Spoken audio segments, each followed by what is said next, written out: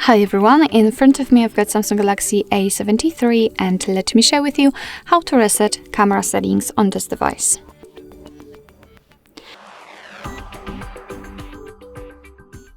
So first of all, let's open the camera app, and it doesn't really matter on which mode we will be. I just wanted to draw your attention to those grid lines.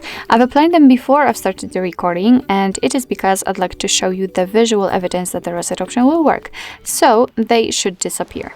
In order to reset the settings, we have to enter the settings themselves. So just tap on the icon in the left upper corner and scroll down to the very bottom. As you can see, we've got the option Reset Settings, so let's tap on Reset. And as you can see, we just got back to the camera and the grid lines are not visible anymore. And here we've got actually the evidence that the reset option worked. So basically that's all. This is how to reset camera settings in your Samsung Galaxy A73. Thank you so much for watching. I hope that this video was helpful, and if it was, please hit the subscribe button and leave the thumbs up.